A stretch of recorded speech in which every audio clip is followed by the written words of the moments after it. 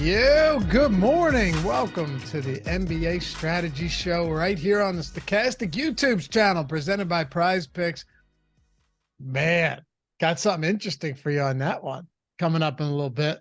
May surprise some people in a good way. But anyway, yesterday, crazy game. Lakers made a late run.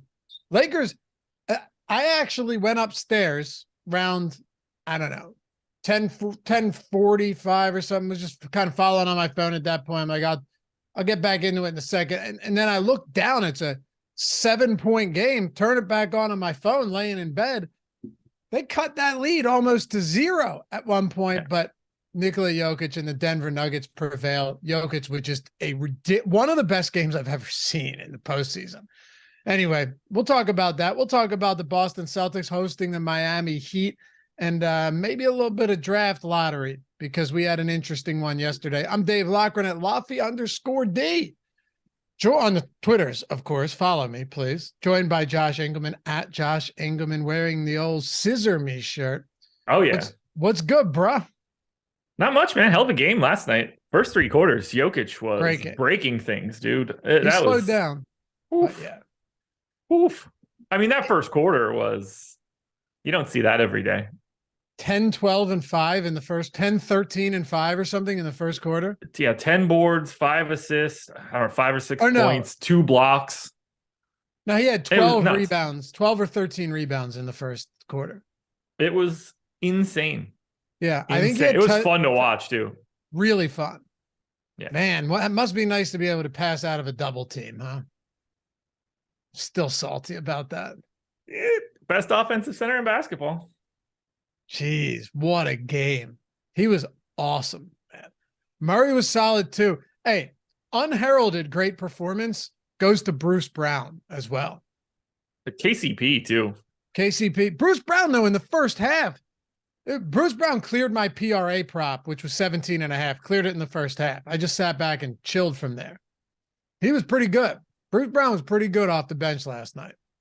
He was. I mean, that was a wild game. Shouts to look, Lakers might not have got the dub, but shouts to Rui. Looked a lot better guarding Jokic in the second half. Rui if he plays, he just shoots 90% at this point. Dude doesn't miss, man. Doesn't miss. And Anthony Davis, somebody had tweeted at me when I said this is one of the most amazing games I've ever seen, talking about Jokic. And my God, the Anthony Davis reaction. The Anthony Davis to the reaction. End of the third quarter. Oh my God. When Jokic hit that 3, and it's as good a deep defensive play as you can have if you're Anthony Davis. There's simply nothing. The reaction on his face was one of literally just, okay, there's nothing I can do. I got it. I get it now. There's nothing I can do. We'll keep playing, but there's nothing I can do. And Jokic did back him down to the basket a few times too. I mean, it wasn't just on those tricky threes. But Davis had 40 points. Yeah, he looked really good. After the first quarter, I believe he only missed 1 shot. Like he just, and there were threes and mid-range jumpers and stuff going. It got dicey, man. They started gacking that away late. Lakers looked a little bit better late. Lots of changes that I think are going to come in game 2.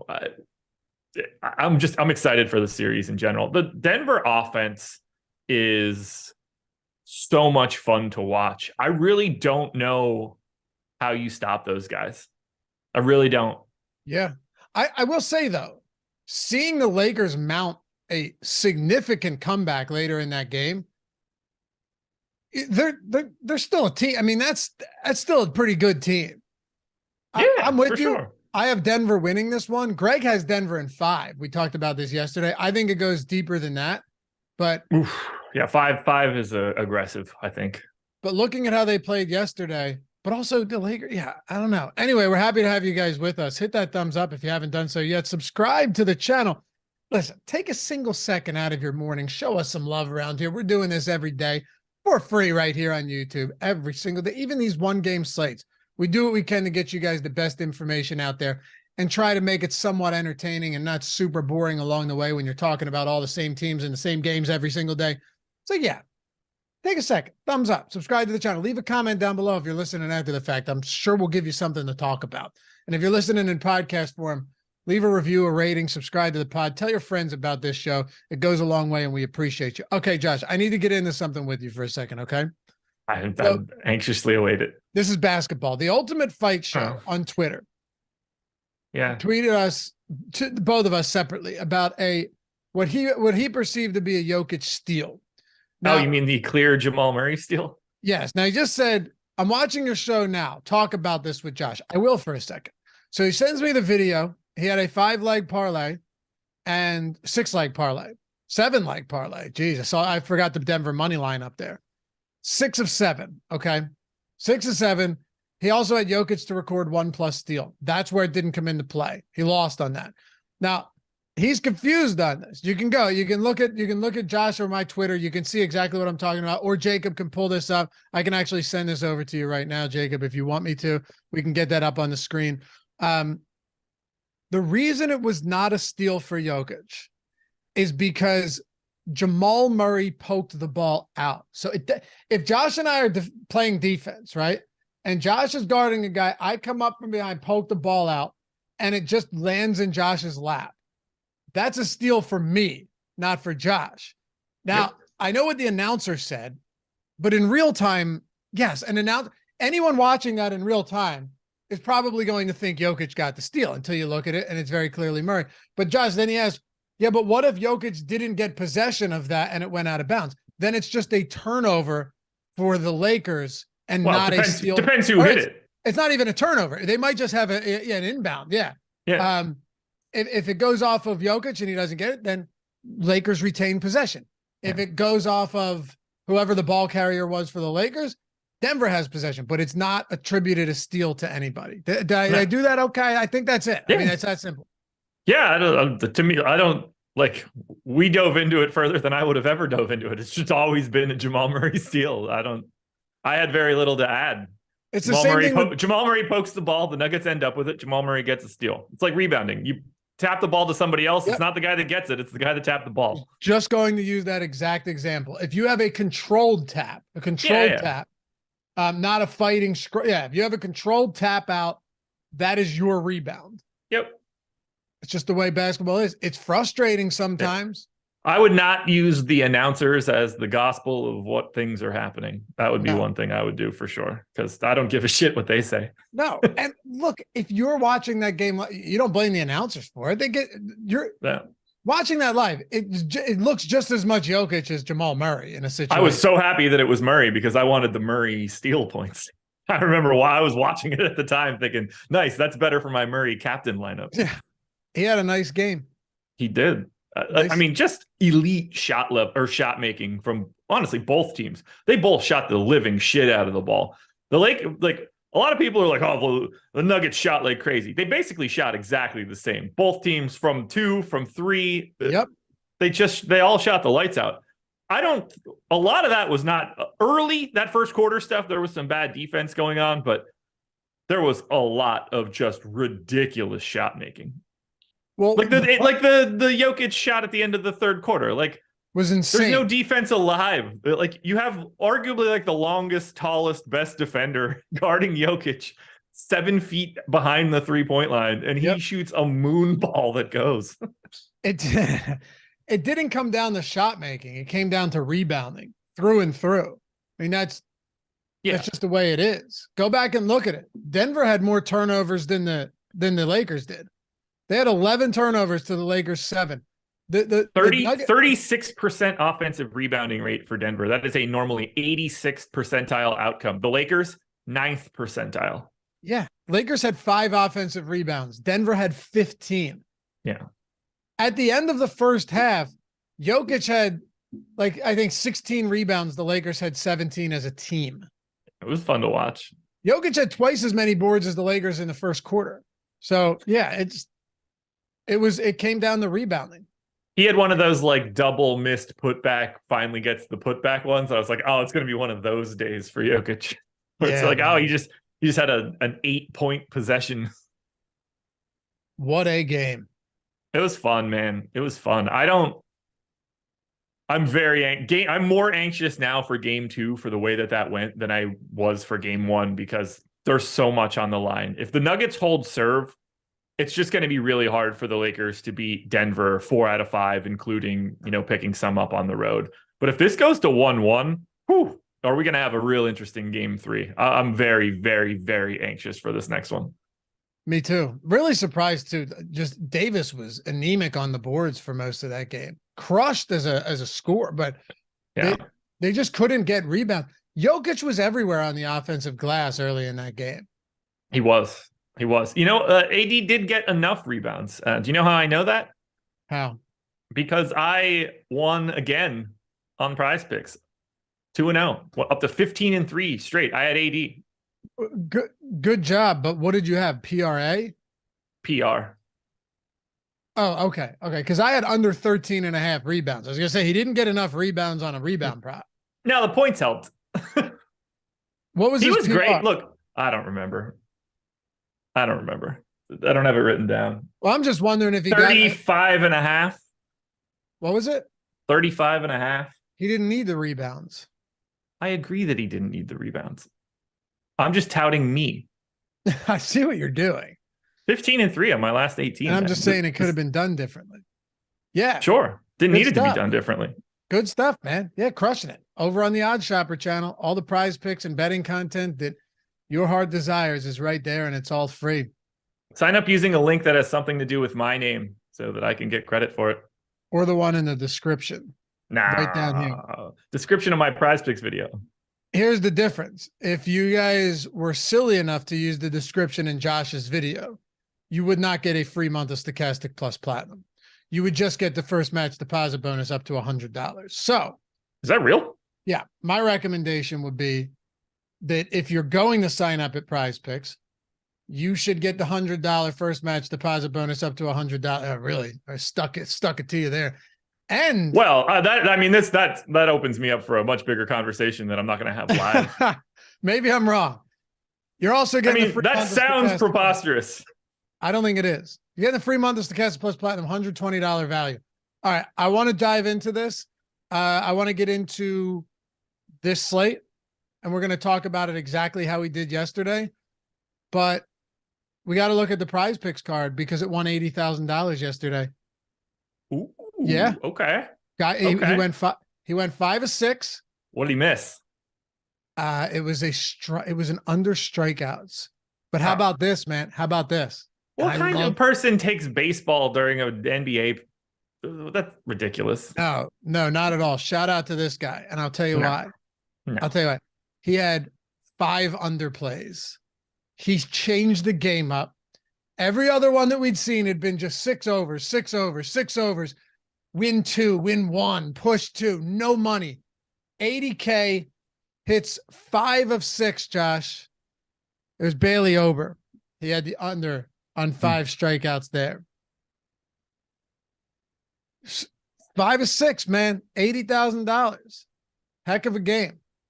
A heck of a night for this fella. And, put together a card that wasn't just spraying random overs in there and ended up getting it.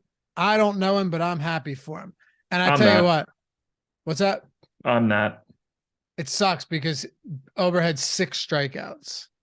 Well, he needed under 5 anyway. So you would have needed 4 regardless. There's no hook on that.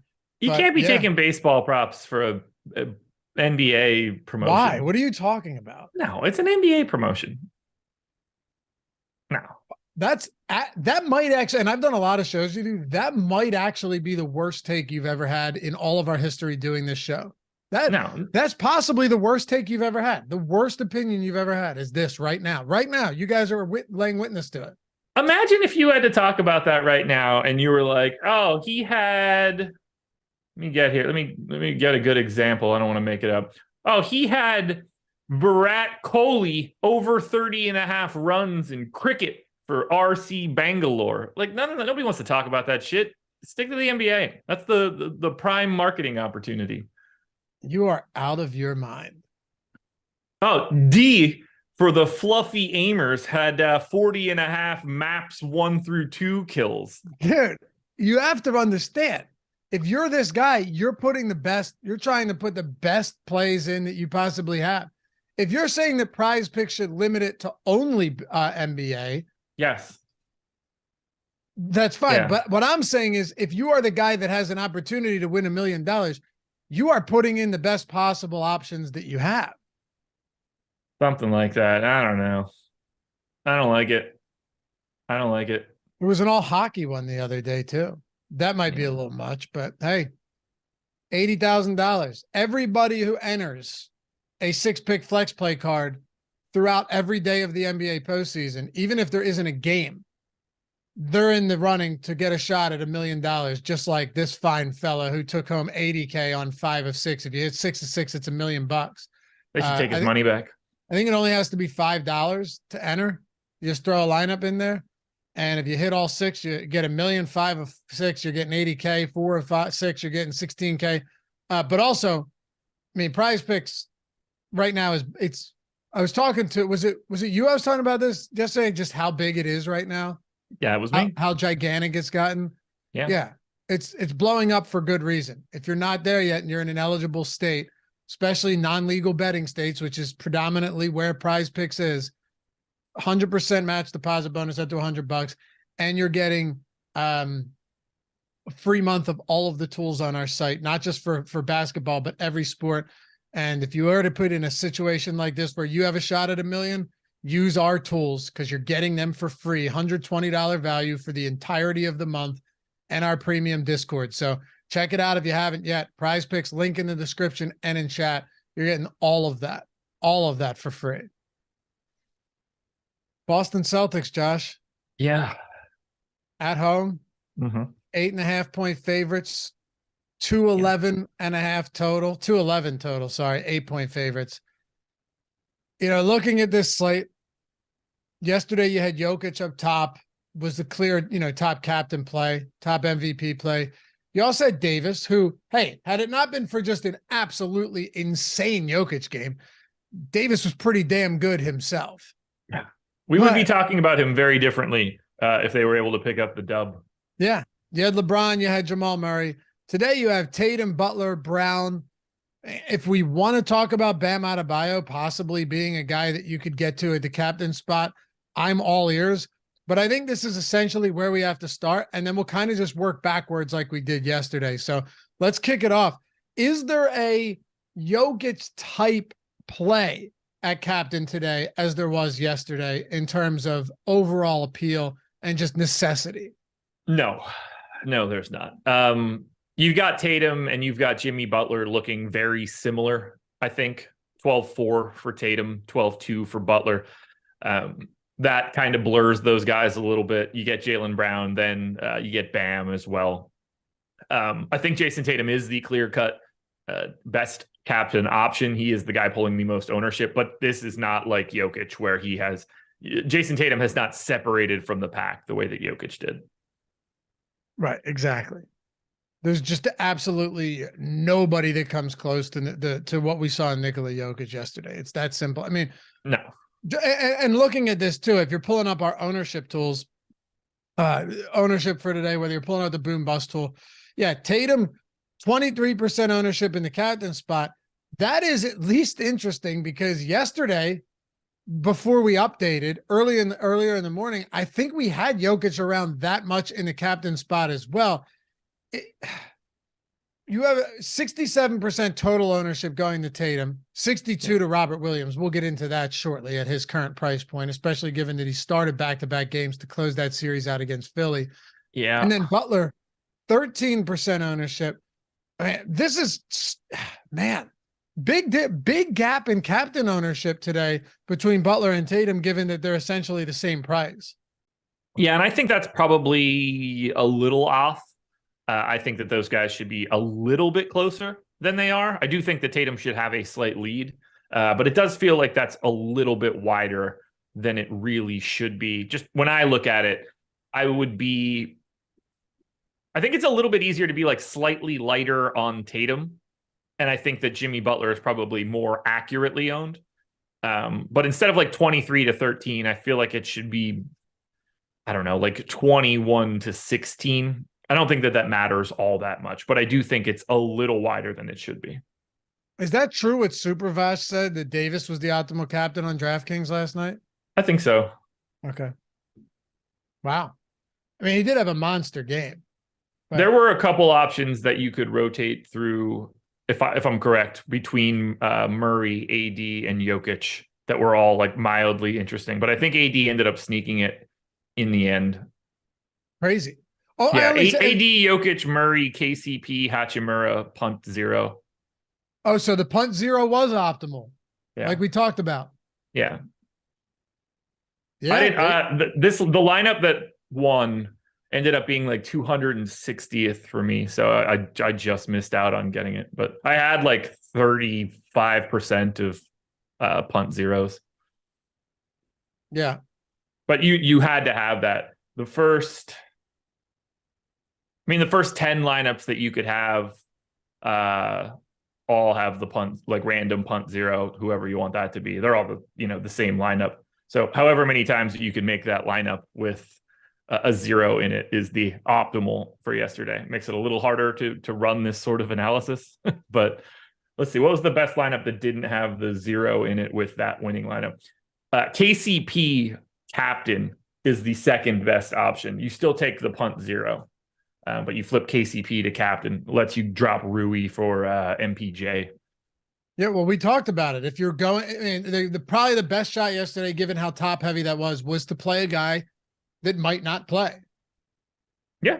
That might not play. Look, this is going to be a prevailing piece of wisdom for that series, I would imagine, all the time. It's a little different today, and we're going to dig into why it's different today, because I don't think it is not a strategy that you can use today. Put it that way. Yeah, Boss Bro said, LOL, taking a 0 shows how degen Showdown is. Or it's just showing you optimal ways to from a strategy perspective that you can, I mean, that's possible when you've got Jokic, Davis, LeBron, Jamal Murray, and then really fell off a cliff as far as high ceiling guys go. Look, we detailed it out before the second to last game. It happens because of the way that you concentrate playing time. All of the highest dollar guys end up having really big games because they're the guys that play 42 plus minutes, and they're the best per minute players on the slate. You end up just having to find the salary because those guys separate from the pack. It is a completely different mechanism than it is in the regular season. Yeah. Look at the minutes. Look at the minutes yesterday. Everybody in the starting lineup for Denver played 35 plus. I'm rounding up on Porter Jr. Okay. Sure. But also Bruce Brown played 24. Outside of that, it's Christian Brown, who's basically, not doing much out there. And then Jeff Green played 17. Nobody else. So that was just eight players. Bulk of that's it. Reeves played 42. LeBron played 40. Davis played 42. Schroeder played 32. Russell played 26. He was having a rough game. But once again, look at this. Vanderbilt essentially is 0, played 10 minutes, did nothing. And then it was 28 for Rui. So you had Bruce Brown getting the bulk of the bench minutes, like the actual valuable bench minutes for the Nuggets. And then Rui getting 28 for the Lakers. Sure, Lonnie Walker played almost 20, but that's it. Those are your only options. Yeah. You don't have a lot of choices at all. A little bit more out of Green. Well, actually, a little bit more out of Christian Brown or Vanderbilt would have made things really interesting, but ultimately didn't even matter. Yeah. Could be Travis. What are you on about? What are you talking about, dude? Never know. You never know. All right. Let's dig a little deeper. Now, you say this is a different slate than yesterday, which clearly is. There's no denying that. And just consider some of these range. First of all, that Kyle Lowry price point. I have 5% right now, so yeah, I assume he's going to channel old Kyle Lowry somehow. That is interesting to say the least. Yeah, I mean, it's not out of control, but 6,800 on Lowry. I really could not tell you what type of playing time he's going to get, and he's played well lately. Don't get me wrong, he's played well, but Kyle Lowry, Marcus Smart, Al Horford too, 7,200. The funny thing is about a lot of these guys is Al Horford, Kyle Lowry, two guys throughout both of their last two series have been sometimes they disappear entirely. Malcolm Brogdon has had spots like that where he's there and then he's gone. And from a minutes perspective too, you would expect around 30 from him today, but I'm just going down the list. Max Strus, another guy that disappears or he wins you a tournament. So where do we start with this? You just mean in general? Well, I mean, as far as it being considerably different from yesterday, what's a good foundation for us to build off of here? I got two things. Let's do it. I don't think that there's any reasonable mechanism to roster a 1K guy that doesn't play, because Cody Zeller is 1K today. Assuming he maintains his spot as the backup center for Bam, you're getting a flat min guy playing, let's call it 8 minutes, upwards of 12, but let's just say 8. You're not projecting any other 1K guy for anything even remotely close to that, barring a crazy blowout. So I think that the only conceivable 1K guy that you can play today is Cody Zeller, because it doesn't look like yesterday where you're sort of being like, oh, well, maybe it's Beasley. Well, maybe it's Troy Brown. Well, maybe we don't have that today. It's got to be Zeller, or you're trying to be like the weirdest of the weird and being like, oh, maybe it's a Peyton Pritchard day because, somebody slips in the... It's got to be Zeller, because you're actually going to project a 1K guy to play today. The other piece that's crazy, and this one's got some mileage on it, he's getting the ownership. Robert Williams is 4,400. That is not the correct price of a guy that is starting. Whether he starts or not, I think, is a question. I assume he does, but I don't think that he's long for it. One of these teams are going to blink first. Either Kevin Love is leaving the starting lineup or Robert Williams is leaving the starting lineup. My guess is that the Heat have to do it with Love first, but it wouldn't shock me if the Celtics pulled the plug again and went back to White. Would you captain Robert Williams? I have captained Robert Williams. Assuming we maintain him in the starting lineup, he is my most exposed captain right now. He's the second highest owned captain in our ownership projections at the time too. So it makes sense. What if Zeller doesn't play? Doesn't matter. I'd be shocked if he doesn't, just because he's been their backup center throughout the whole series. But then all you're doing is just using him as the 1K punt guy. There's no downside for him. No, I don't mean that. I mean, what if he's not active? He's questionable, and he's been questionable. Oh, and you mean if he's out? Okay, not DNPCD, out, because gotcha. Then you're likely going to have another 1K guy that has an opportunity at least to jump into the rotation. You probably turn him into Haywood Highsmith. Probably. I would be surprised if they went to a different center. Maybe it would be Yurtseven. I would be shocked if they went to a different center. But that throws an interesting wrinkle into the mix, though, because we won't know. If Zeller doesn't play, then it's funny because we're talking about 8 minutes here or whatever, 8 minutes, but still at minimum salary, if one of those guys is going to get those minutes of Cody Zeller, who is officially questionable right now, he hasn't practiced from what I've seen. So he's actually dealing with an illness that could hold him out of this game. If that happens, then it adds another wrinkle into this slate. Look, Cody Zeller, you got to make it through 8 minutes with the sniffles, man, not 40. You'll be fine. You get your ass out there. I'm just saying. Look, at that point, if you want to make it Highsmith or Yurtseven or Udonis Haslem or whatever, go for it. But so long as he is an active member of this slate before lock, I think Cody Zeller is the only guy that you should be going to at 1K. The Robert Williams piece is the tricky one. The Robert Williams piece is only tricky until we get the starting lineup. That's going to happen because the matchup dictates that it does.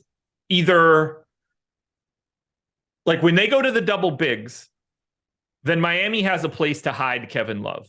If they don't, and they go to Al Horford at the 5, then you've got Bam on Horford or wherever you want to put him. And at that point in time, you can't put Kevin Love on anybody else. You can't put him on Smart or White or Brown or Tatum.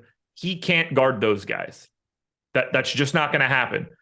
I don't know if Boston wants that to immediately be a problem. Does Boston just pull the plug on Robert Williams right out of the gate, go straight back to Derek White, and leave the Heat with very little options? Or do the Heat have to do it because it's going poorly? I don't know which direction that's going to go, but something's going to break there. I just don't know if it happens immediately in game one.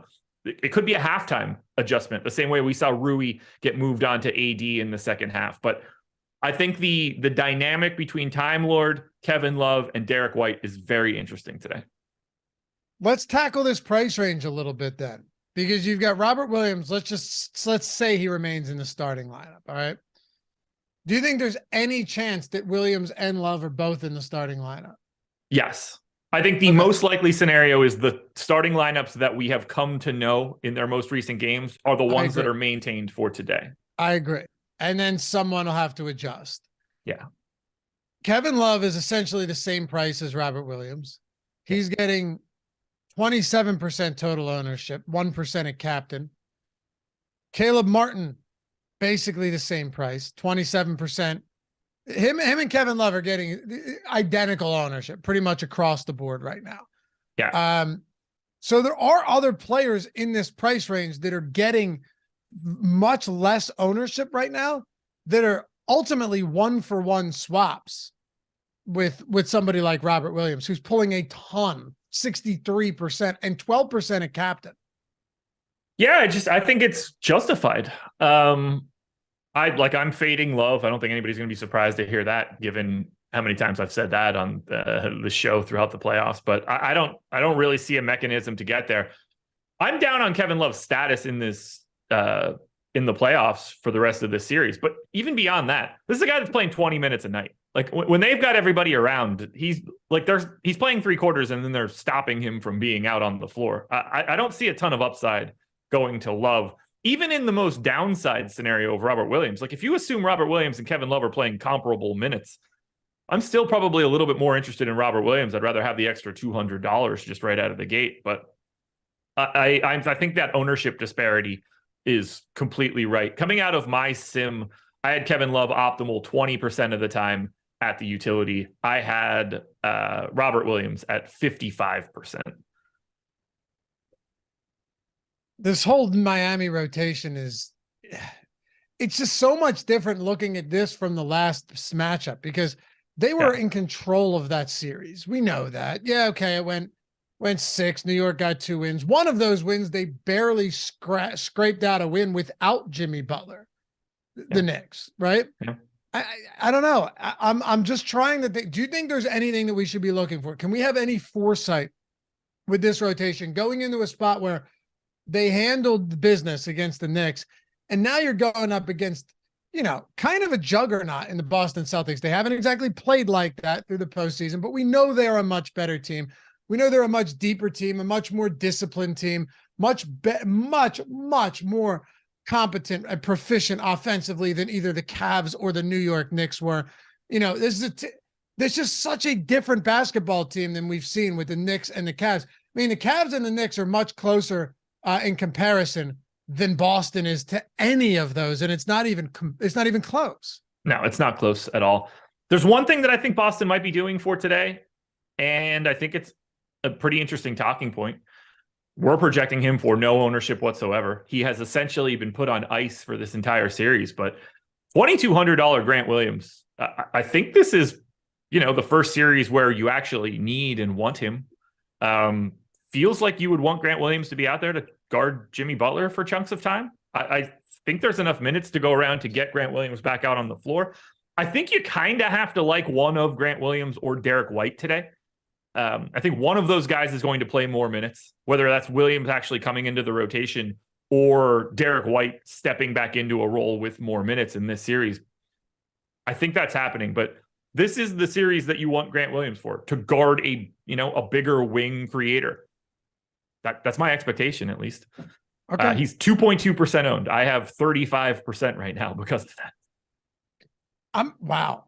I'm not really sure how much Miami can change up though in this spot. Like, what if you're Miami, what do you really change up to make a notable difference? They don't have the opportunity. They don't have the ability to make it. That's what I mean. They don't have that. They just have to rely more on the, like, they just got to play more minutes with the guys that already play a lot of minutes. Because they're the type of team that's just simply going to rely on hot hands. If Max Strus is playing well, sure. Caleb Martin might play 28 minutes. Who knows? Kyle Lowry closing games out. Gabe Vincent. I don't know. Kevin Love played 16 minutes last game? What are you giving him today? I think I went 20. 20? Yeah, I have 20. Let's go through some lineups. What do you say? Yeah, happy to. All right, let's do it. Oh, by the way, guys, MLB lineup generator. Mentioned this yesterday, half off the first week, less than $4.50. We had the NBA lineup generator. People were crushing on that. We had the NFL one's amazing because the showdown capacity for that. Yeah. And all that stuff's coming with a lot of this other stuff. But Jay hit us up yesterday. He goes, hey, team, this is from 511 slate. So he put it out a little later. Some people are busy, which is why they use the lineup generator. Yeah, see what I'm saying? Yeah. He said, this is from the 511 slate, all lineup generator. Yeah, dude, awesome. Third place out of almost 11,000. I love seeing that. In the Thursday pick and roll, 20 max. Third place out of almost 11,000 for Jay using the NBA lineup generator. We got the MLB one now. We saw LX Foley last week with the $15,000 win. On that'll cover your cost of the lineup generator for a little while, Josh. A minute or two. Minute, yeah. Less than 4. But I look at it this way, honestly. And if you don't like it after 1 week, I can assure you that you've spent $4.48 on much dumber shit. You know what I mean? I know I have. Right. Stuff that is going to do nothing for you. In this case, you could be Jay or LX Foley. You turn it into a lot of money and you go, hey, I took less than $4.50, turned it into a boatload of money using the lineup generator, or you don't like it. You don't like it. And at the end of the day, you're down less than $4. You're down less than $5. That's how I see it. Even if you're playing a few dollars a day, if you're paying $4.48 for the week, you're paying way less than you would be playing for the week. And that's if you're playing $2 a day, $3 a day. You know what I mean? So if you haven't checked it out yet, it is really cool. You can set your stack types. Like on DraftKings, if you wanted to do a 5-2-1 or a 5-3 or a 4-4, you can set that. But you can also go back and run them again after saving your lineups with different stack types. So you can have a variety of different stack types, all different stacks, lineups. You can lock players in, you can swap players out, upload them to CSV, and it's optimized for mobile, which is awesome. So you don't have to be in front of your computer to do this. You don't need all the time in the day. Whether you have the time, which is great, or don't, whether you have a big bankroll or don't, MLB lineup generator, I think it's just another tool to have in the toolbox that's going to take you a long way here, Josh.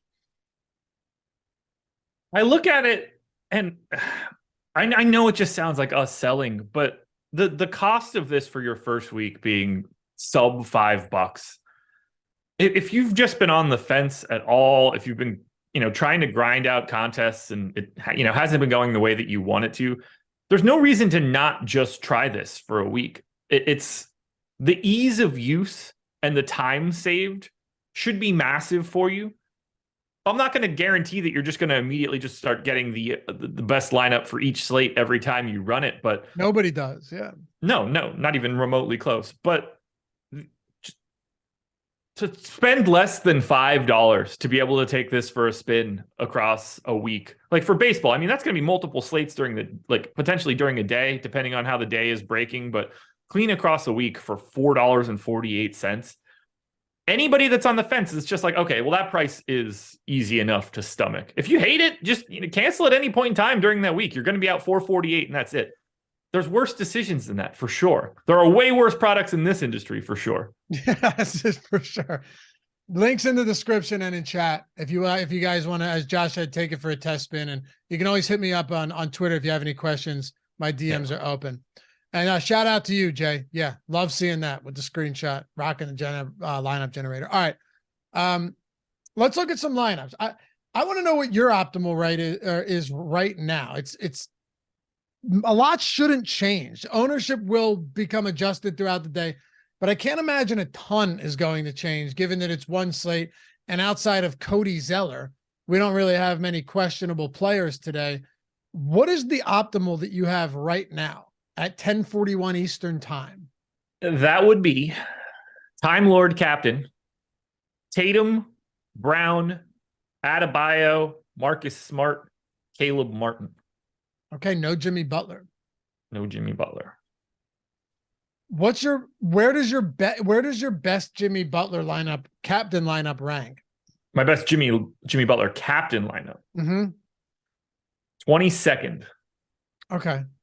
Butler captain, many? Tatum, Bam, Martin, Time Lord, Zeller. God, these builds are so much different than yesterday. Yeah, it's a completely different slate. So much different than yesterday. It's crazy. Which is funny too, slate. Because the Tatum and Butler price tags aren't that much different than Jokic and Davis, right? They're pretty close. Yeah, for the most part. But it's just neither one of those guys project like Nikola Jokic. Oh yeah, no, for sure. But I'm saying it's not like it's not like the highest priced guys are a lot cheaper that allows you to get better lineups in. It's how much Zeller do you have right now? 25%,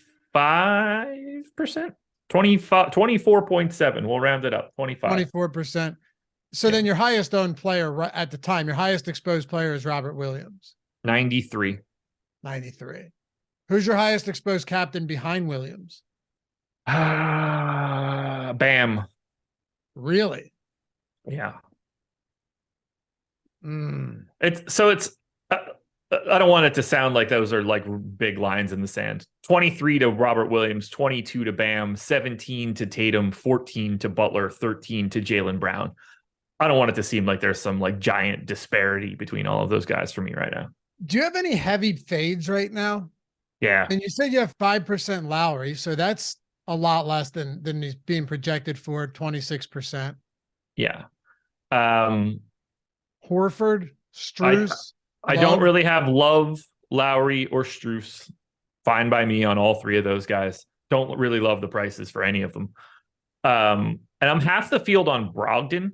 This feels like less of a Brogdon series for me. Feels like it's a lot easier to lean on White and Smart as it goes on, and they need what Brogdon does a little bit less. We'll see if that ends up bearing out. And then, because Brogdon's pulling 54% ownership right now. And I don't think that I was like ultra pessimistic. If you are not a believer in White, then those minutes just go directly back to Brogdon. I gave Brogdon 27 minutes. I think you could conceivably get him up to 30 and like him a little bit more likely than the 50% ownership that we're showing. And then I'm about half the field on Horford, 7,200. That's a lot for Al Horford. It feels like a lot for Al Horford for sure. Yeah.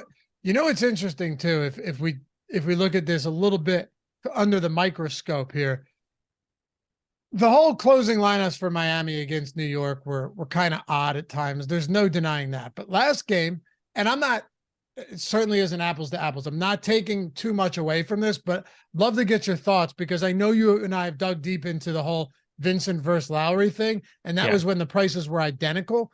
So last game, the closing lineup, you had Vincent and Lowry play the remaining 8 or 9 minutes of that fourth quarter together alongside Max Strus, Jimmy Butler, and Bam Adebayo. So Vincent got 31 minutes.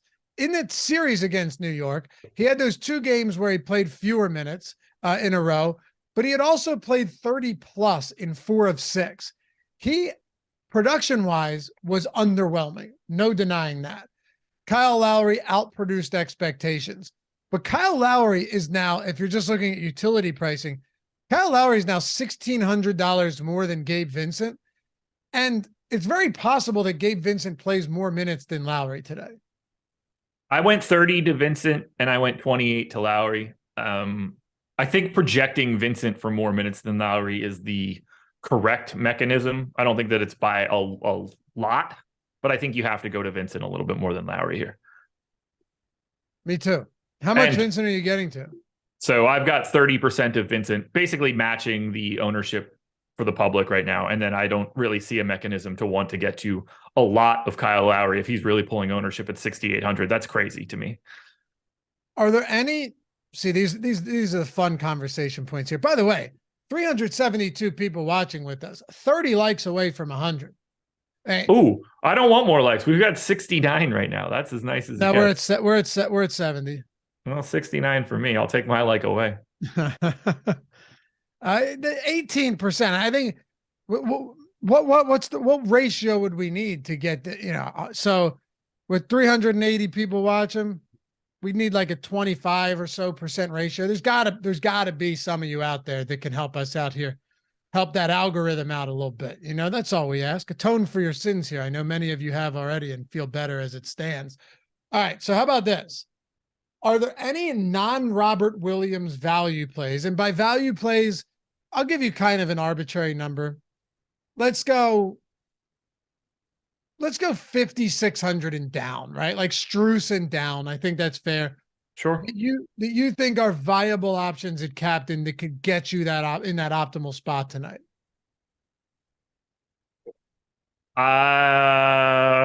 There's not anybody in that range that I would be advocating for to put in captain. Okay. And it's a pretty big range, by the way. Yeah. Yeah, I don't. No, we're talking about like in the aggregate, like 4% for all of those guys. I would be giving out too much information. Like if I picked a name, it would sound like I like it more than I do because I don't. Right. To me, there aren't any pay down options that exist outside of Time Lord. Ownership is bearing that out right now too. Yeah. All right. I'm going to go up one tier. Okay. So Okay. I understand that. So there's a few tiers here. There's Tatum, Butler in a tier of their own. Jaylen Brown kind of a tier to his own, and then Bam Adebayo. And then you get down into the Brogdon, Lowry, Smart, Horford range as well. Are we advocating for heavy captain ownership to any of these guys today in that 6 to 7K range? Heavy, no. Marcus I think Smart's if I were going at to anybody, 10%. yeah. So like I like Smart. He came out of my sim at 7.5 for captain, but I think he's probably a little overowned. Like Brogdon's the guy where if the shot's falling, then he's just going to keep shooting. He's kind of that guy. I also think that he's probably already overowned. I just don't see it like this. I don't really want to cast too wide of a net. Like it's Time Lord because of his price tag, assuming he starts. I don't really see many paths for non-Tatum, Brown, Bam, Butler options. I mean, we're talking about if I include Robert Williams, just my sim results alone, that's 80% to Tatum, Butler, Bam, Brown, and Time Lord. That's what I was trying to get to. The other 20% are going to everybody else. That's what I was trying to get to here. So it is pretty concentrated among that handful of players, and then it just falls off a cliff, pretty much. Yeah. Yeah. I mean, I think it's dramatic. I think Smart is like towing the line, and then I think it just falls off a cliff. I think we could probably wrap it up with this, unless there's any other important things that you want to talk about from this slate. But are there any things that we can do to be unique on a slate like this, whether it's FanDuel, maybe leaving salary on the table on FanDuel? Also on FanDuel, it's a little bit different today with the MVP spot because there is no Jokic. So we could touch on that for a moment. The Jokic play, that's a spot where, okay, so Anthony Davis is great, but Jokic, you're not paying 1.5 times the salary. So there's that. Maybe we leave money on the table. Greg was talking about that last night when we were on live before lock. So there are any ways you want to get a little bit different, any game theory here that we haven't dug into for a 1-game slate? Yesterday, I think we hit on it on the strategy show. It was kind of the theme of our show, right? You're going to have to play guys that might not play. Yep. And it just so turned out you were right. Yep. What about today? Anything interesting that could play a heavy role in the top lineups? I think it's Derek White and Grant Williams. I really do. Okay. If that ownership that we have right now is maintained, 9.5 for Derek White, 2.2 for Grant Williams. To me, that's the easiest place to have a lineup that is unique to the large field contest and minimize your dupes because we're in a different series. Different series means different things. Derek White was a starter playing 34 minutes a game in the first series for Boston. This could go a very different direction. Be aware of it. But to me, Derek White and Grant Williams are the ways to get a little bit different here. What about on FanDuel? Just to pull it up here and take a they have a site? look. What's that? That's a site. Do they run contests during the playoffs? My recommendation for FanDuel is to play the guys that you think are the 5 highest scorers on FanDuel for today, because that is the mechanism. I have 100% of the MVP exposure going to Butler, Tatum, Bam, and Brown. How's that? It's what it should be, right? I mean, yeah, that's what it should be. I have 91% of it going to Star for those 4 guys. There's that. Let me look at the ownership for FanDuel right now, get an idea of where everybody's at. So Robert Williams is criminally underowned on FanDuel right now. 16, I had him at 16% pro optimal, 44 at utility. Even if I want to say that I've given him a couple extra minutes, he should be significantly more owned, in my opinion, given the $7,500 price tag. That's a free square. I don't mind that at all. Marcus Smart, probably a bit under-owned for me as well. I got him at 29% for pro, 23% at utility. We have it at 16 and 17 in the current ownership. Those 2 guys, I think, are the first guys that I want to take like a pretty big stand on. Let's see. Is there anybody else? Bam at the Star, I think, is a little bit under-owned. I think Jason Tatum at the Star is under-owned. I mean, I think like Al Horford, 11% at the Star is one of the more comical things that you can see. If that's the case, don't ever put Al Horford in it, the second highest scoring player spot. That's lunacy. Don't do that. This is why FanDuel just isn't as relevant for this. 87% of the MVP ownership is going to 3 players. Yeah. It's like there's no, all of the things that we talk about with regards to the game for DraftKings apply to FanDuel. For FanDuel, all you're doing is just basically picking the 5 highest scorers. Right, without the nuance of paying 1.5 times their salary. Yeah. Yeah, there's nothing to add. I mean, really the only question is for your last man in and utility, do you maybe just go wildly different with somebody because you're saving salary and you're not trying to chop 1,000 ways? Like that to me would be the answer here today. There's not a clear answer between Butler and Tatum at the MVP spot. Not at all.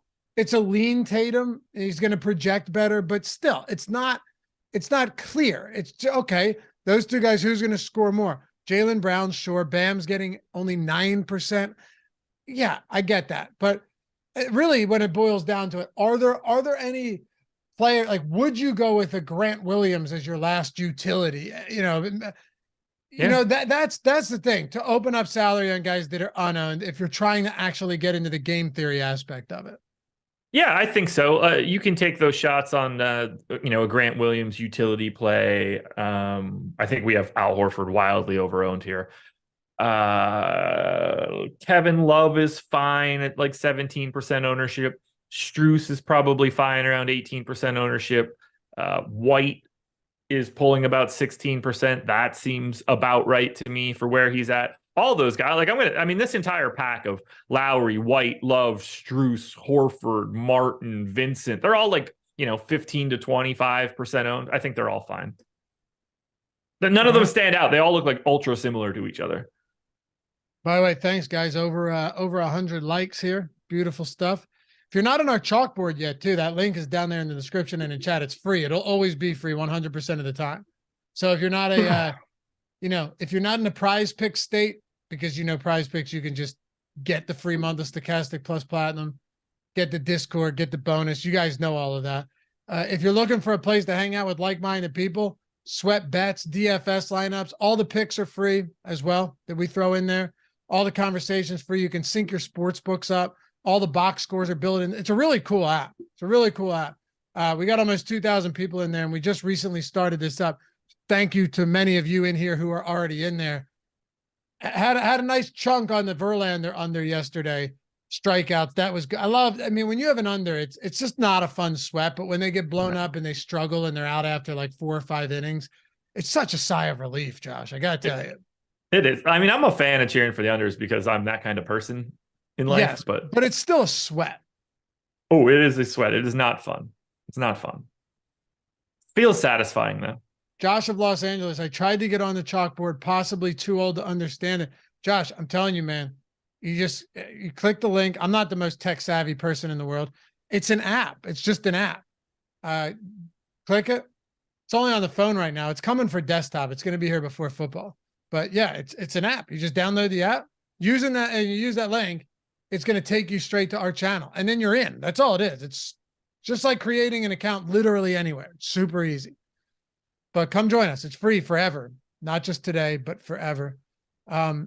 Also, Josh, before we head out, yeah, I just wanted to remind people. I think it's prudent to remind people that Manscaped is still giving 20% off the entire order. I just reordered the ball cream. I just reordered the ball cream and the spritz. Yes. I don't want to say this. I love them. This is not a criticism. I want to know if you have the same issue that I have. Does your ball cream get clogged a bit? Dude, the other day it did. I felt like I had to crank because I wasted so much. And I pushed it and my hand was just covered. Yeah. But you want to know the funny thing is I was mad, not because it was on my hand, but because I wasted it. Yes. Yeah. I had to like fling it into the garbage. I couldn't have, I would have moisturized my entire body with the amount that came out. I felt like, I can't remember the guy's name, from Van Wilder, when he's about to give that chick the massage and he just like squirts all the massage oil all over himself. That's how I felt. It was everywhere. That's my only criticism is that thing seems to gum up a little bit when you're trying to get it out of the bottle. Yeah, it is. I don't have enough balls for the amount that it gave me. Ryan Reynolds, right? You're talking about Ryan Reynolds? It's not Ryan Reynolds. It's Kumar or Harold, whichever one of those guys. Oh, is in the movie. Right. Yeah. Link is in the description. I'm telling you guys, this stuff is incredible. And everybody just talks about the shaving your balls with it, which is great. You don't have to worry about getting caught with a bloody stump at the end of doing what you want to do. Yeah. It makes things a lot more pleasant. I just hit that the other day, looked down and said, God, do I look good? And you look longer. And you got that, come across the balls nice and clean. Listen, the truth is that these are products. I was thinking about this the other day when I reordered with the balls, the cream. It's like, I'll have this razor for a long time. Got the face razor, which has the adjustable guard. You just roll a dial. You don't have to change anything. You just roll the dial. You don't have to change guards. I'll have that for a long time. The nose, ear hair trimmers. Man, I'm getting older. I'm starting to see some of those hairs come in. It freaks me out. Boom, zap them out. Done. So most of what you're getting, 20% off, free shipping when you use the link in the description. Don't use the promo code. Just use the link. It's way easier. Almost all of what you're getting, you're just going to have for a long time, man. I will always have this stuff. I'm glad that you reordered. I'll be re-upping soon enough. Gonna need the ball cream because that's the one that definitely gets used the most for me. I feel like that's my go-to, honestly. That's of all of the products. I look forward to getting out of the shower. I actually take it out of the vanity and I put it down on the countertop because if an hour later, I know this has happened to you. If an hour later I realize that I have gotten out of the shower, I'm clean, and I forgot the cream, I go, damn it. I might still do it anyway, but you need to still be, you got to be fresh out of the shower. Get upset when I forget it. That's how I know it's a good product. So it's the absolute best in the world. I love it so much. But yeah, I was wondering if you had that same issue. I didn't know if it was like I did, yeah. And it happens with a lot of stuff where it just hardens up a little bit up there. Yeah. Like I'm not surprised by it or anything like that. It's pretty common for that sort of packaging. Yeah, but I'll tell you, man, it is wonderful. I'm just like, to me, I just want it to be like the beard cream and whatever. Just take the top off, scoop out a little bit and be good. I don't need the squirt for that stuff. Humboldt said, when you're relying on a ball shave for length, that is a sad day. Well, aren't you just gifted, my friend? Yeah, I rely on it. It's all I've got. Thank the cock gods for what has been bestowed upon you. I mean, listen. Yeah. I evidently didn't pray enough as a kid. I'm in all right shape, but nobody hates when they go, oh, didn't know that was there. Yeah. It just looks better. It just does. But you're nuts because you go down. You go. I'm not scraping skin. You're going. Oh, yeah.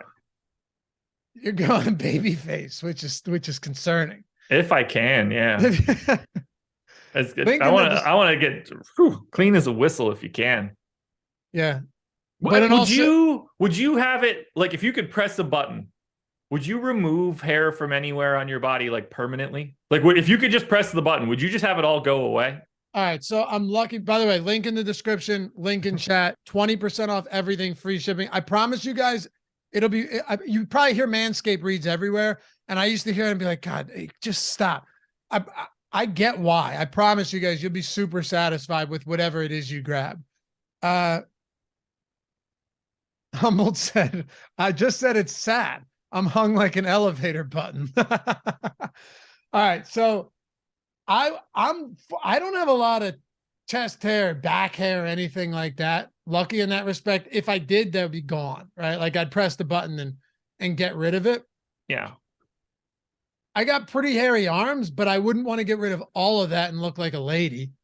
So I don't really know. Okay. You know what I mean? Like I could do, I guess, some less arm hair, but I don't want to look like a lady either. I would probably press a button to remove all hair from the bottom of my butt cheeks to the top of my ass crack. Just so it's not messy anymore. Yeah. Just clean out. Just whoop, gone. Like a reverse diaper of hair. But take it away in that exact area. Do you have to hit the button? You know, does it go away forever, or you just hit the button once a week or something and it's gone? I could go either direction with that one. I don't really have a preference. Okay. I mean, if it's as easy as me just pressing a button, I don't care how many times I have to press the button any longer. That's fair.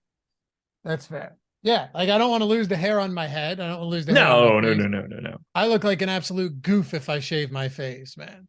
I would go here to the length of my balls. No, you don't want to do the whole lower body. You'll start looking like a freak. Mid torso. So from my neck all the way to as far as my balls dangle. You mean just front, not arms and everything, just front. Yeah, I guess keep the arms, but the stray backs, the back necks, I would clean that all out. Are you a back hair and a chest hair guy? You got a heavy like Russian bear back hair? Nothing heavy. Chest, yes, but not heavy. Back, back's just stragglers now. Let's see it. Absolutely not. I knew you were gonna. Wait, are you someone that if you have a V-neck on, it's just coming through there like a? No, just like one or two might be around. Okay, but I don't. So you don't have the bonsai tree through the. No, I'm not that kind of guy. Like going to the beach and you'd always see that one guy just wading in the water with dude, take your sweater off. What? Swimming with a sweater on. Yeah. And you'd look and you go, I'll just swim tomorrow. Yeah. Who brought a carpet? I don't need to go in the water today. I don't ever go to the beach, so I can't even relate. And that I say that as someone that lives at the beach. Appreciate you guys hanging out. As always, you're the best. Hanging with us after all of this says something about you and us. We're in this one together. But yeah, check out Manscaped, dude. It's sick. It really is. Just make sure to unclog the little thing, as Josh said, if it gets there, because you don't want to waste that good, valuable stuff. I mean, I put ounces of that stuff in my hand when I squeezed it. Like it was like a golf ball of lotion. Nate D said Neil chest. Yeah, Neil probably has some wild chest hair for sure. I assume that he would need to go in with like a hatchet to get rid of that shit to start. A stump grinder. Yeah. We'll see you guys back here tomorrow on the Strategy Show presented by PrizePicks. Follow Josh at Josh Engleman, _D. Shout out as always to Jacob Roach for producing this one. We'll see you in the morning. Peace.